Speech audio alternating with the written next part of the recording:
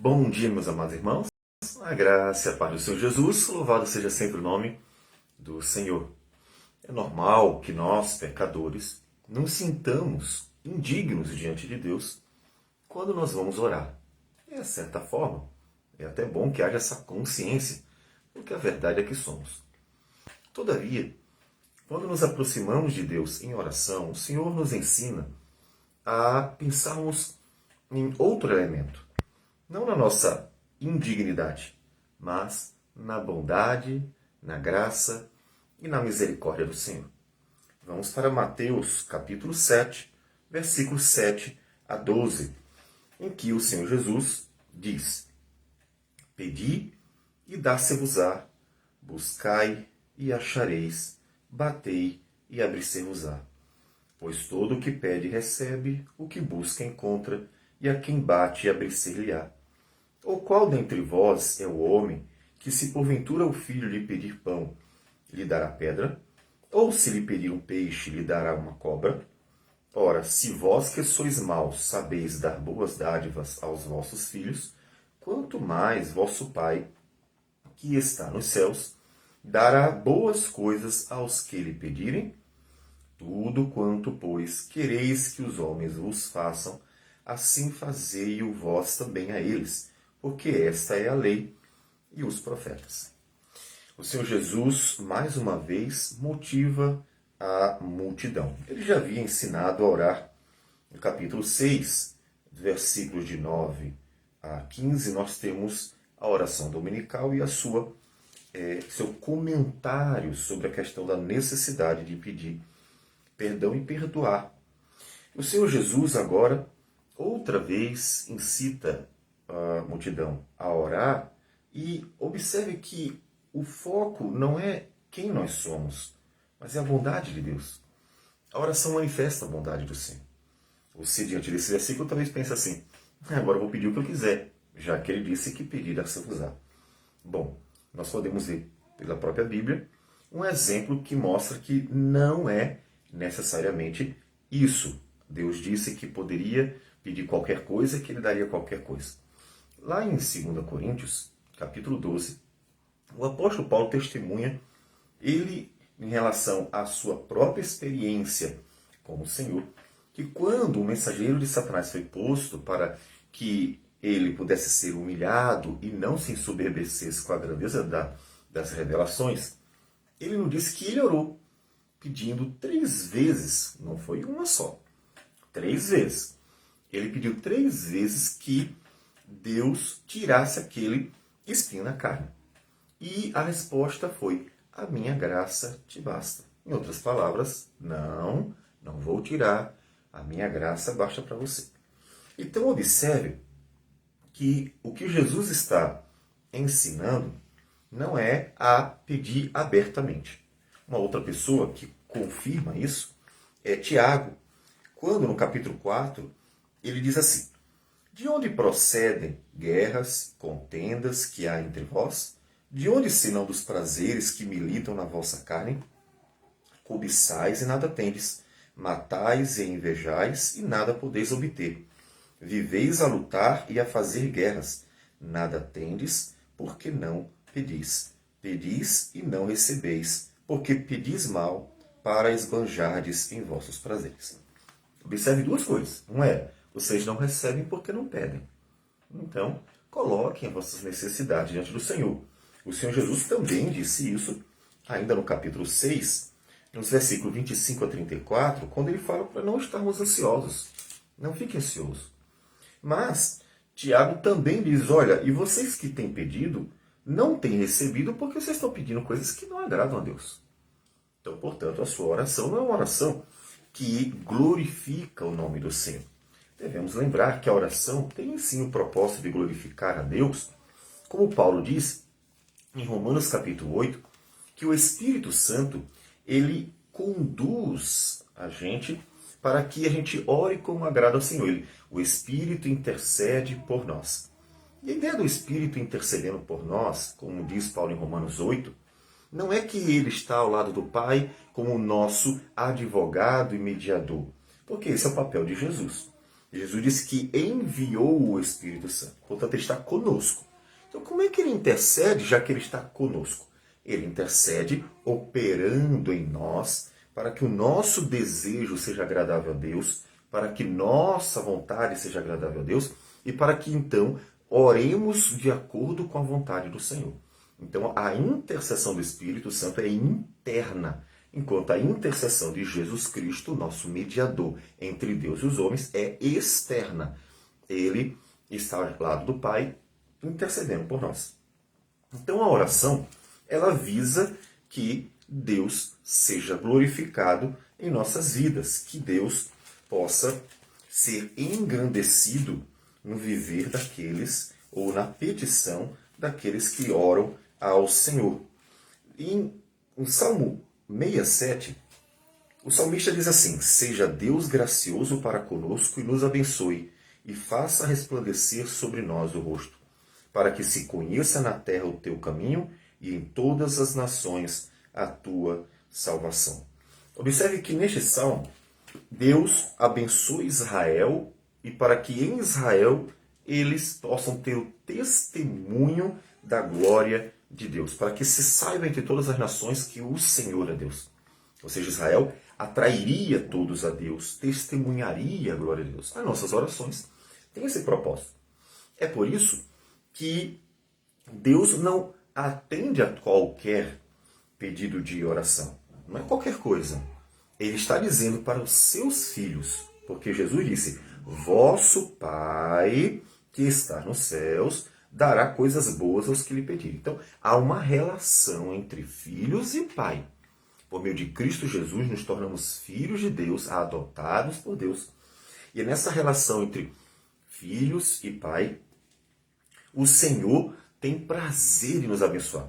E Jesus é muito claro, Jesus transforma a mensagem em algo bem simples para qualquer um entender. E ele faz uma analogia. A analogia é a seguinte: vocês que são pais, vocês que têm filhos, quando os filhos de vocês pedem essas coisas necessárias, e veja que ele especifica coisas que são necessidades básicas, primárias do cotidiano. Se o seu filho pedir pão, se o seu filho lhe pedir peixe, ou seja, alimento, comida, é a coisa mais básica que o ser humano precisa. Até mais que a roupa. Uma criança consegue andar peladinha por aí, mas ela não pode ficar sem comer. Então, é a coisa mais básica, é a comida. Se o seu filho pedir aquilo que ele precisa, aquilo que é necessário, você que é pai, vai negar? Você vai negar o pão para o seu filho, você vai negar o peixe, ou seja, vai negar comida, você vai deixar seu filho passar fome? Talvez você diga assim: pais e mães que fazem isso. Sim, mostrando o quão mal o homem pode ser por causa do pecado. Então não tomemos como exemplo a maldade dos homens. É terrível. Como pode uma pessoa deixar uma criança passar fome? Então, não tome por exemplo essas pessoas. Mas o normal, a analogia visa aquilo que é geral. O normal, até mesmo entre pessoas que não conhecem a Deus, pessoas de outras culturas, pessoas que têm diversas outras religiões, pessoas as mais primitivas culturalmente, ou seja, pessoas que vivem em tribos e que ainda têm os seus deuses de pau e pedra e adoram o sol e a lua. Mesmo em todos esses ambientes diversificados, diferentes, mais estranhos possíveis, os pais têm um afeto natural, porque é um instinto natural. É algo que nós vamos encontrar até mesmo nos bichos. Posso dizer, em certa medida, que é uma relação instintiva entre o progenitor e o seu descendente.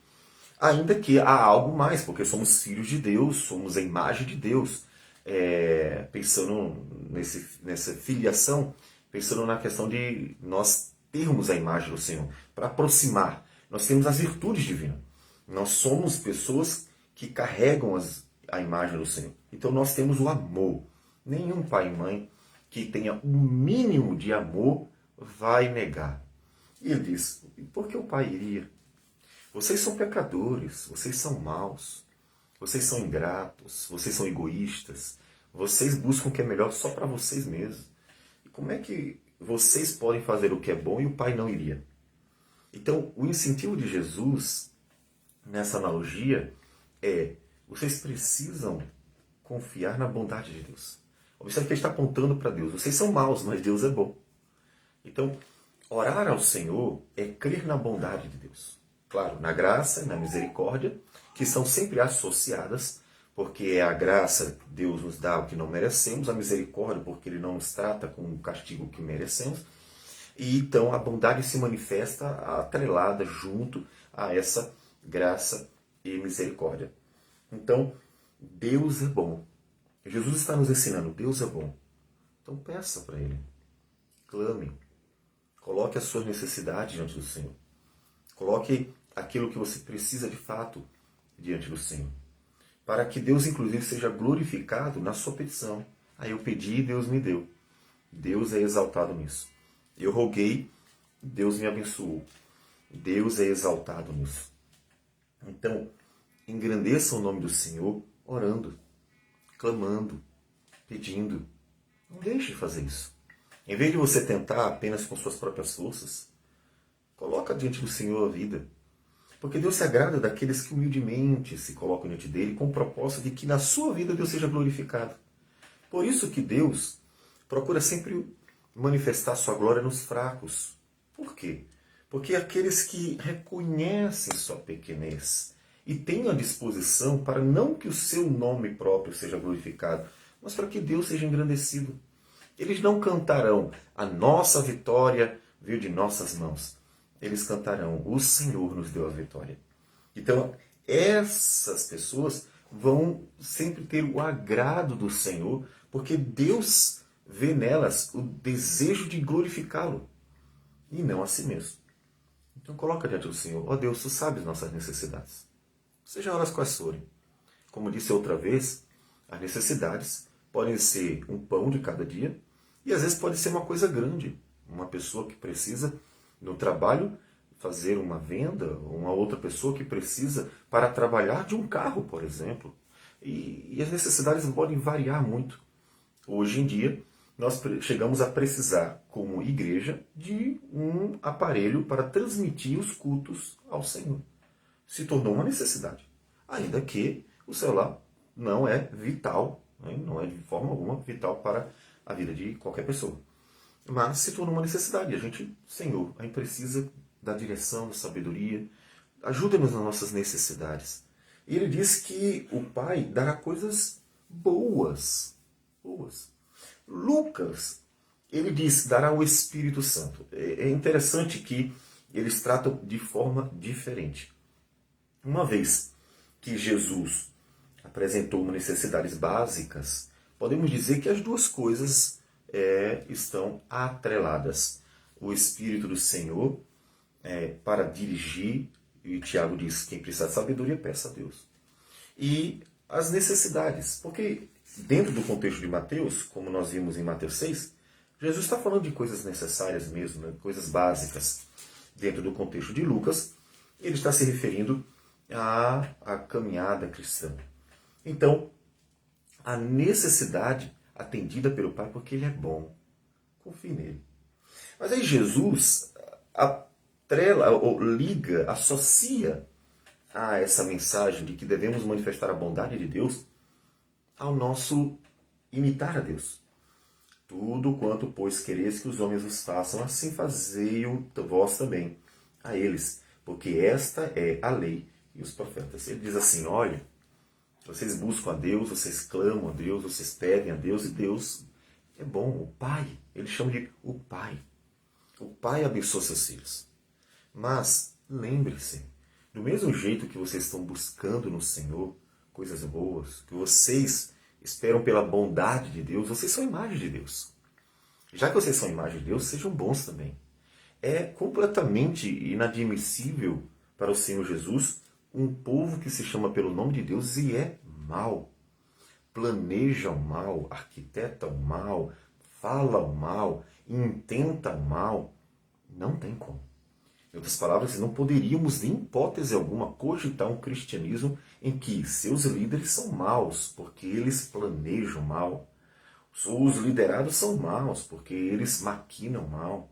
Que as pessoas de dentro da religião são más, porque elas têm inveja, orgulho, indiferença, ódio, arrogância, egoísmo. Jesus está lutando contra isso. Jesus está mostrando para a sua geração que é preciso limpar, e limpar aqui, ó, porque havia maldade dentro deles. O pecado. E gera maldade no dia a dia. Então Jesus diz assim, olha, vocês quando precisam do Senhor e clamam, Deus bondosamente, vosso Pai, atende. Não façam diferente. Que vocês sejam bons. Paulo chegou a dizer em Romanos 12 que se o teu inimigo tiver fome, dá-lhe de comer. Se tiver sede, dá-lhe de beber. Ou seja, até mesmo no contexto dos adversários, guerra, luta, o cristão deve ser bom. Em outras palavras, não cabe a maldade. Não importa qual seja a justificativa que você encontre. As pessoas encontram muitas justificativas para fazer o mal às outras, principalmente dentro do contexto político. Não importa. A sua maldade é pecado contra o Senhor. Então seja bom, porque Deus é bom. Como é que a gente é bom? A gente é bom porque o Senhor nos dá graça para ser bons pelo Espírito Santo. Então é possível ser bom. Nós somos feitos à imagem de Deus. Em nós existe a imagem de Deus. E o Espírito, ele faz com que essa imagem possa se sobressair de novo. O pecado vai ofuscando ela. O Espírito faz com que ela se sobressaia de novo. Para que aqueles que andam com o Senhor sejam bons e glorifiquem a Deus. Ainda que o pecado ainda esteja presente, mas que glorifique a Deus com a bondade.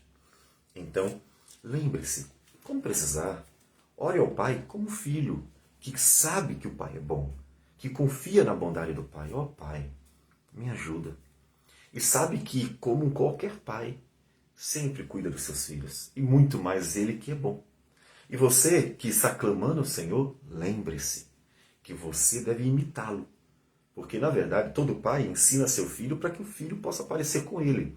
Ainda que nós tenhamos uma outra referência melhor para os nossos filhos, que é Jesus. Mas nós estamos educando para que eles pareçam, imitem, como disse Paulo, imitem a mim, assim como eu imito ao Senhor.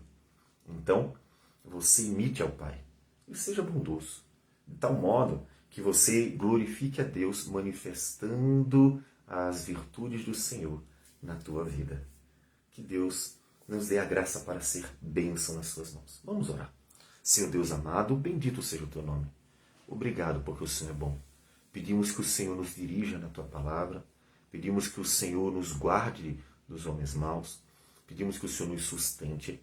E pedimos que nos ajude a cumprir cabalmente a tua vontade dia a dia, de forma que, ao abrir a boca, o Senhor a encha, para que tua palavra seja conhecida dos povos.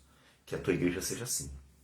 Que o Senhor receba a nossa oração e abençoe-nos. Em nome do Senhor Jesus. Amém, Senhor. Que Deus abençoe a todos e tenham um bom dia.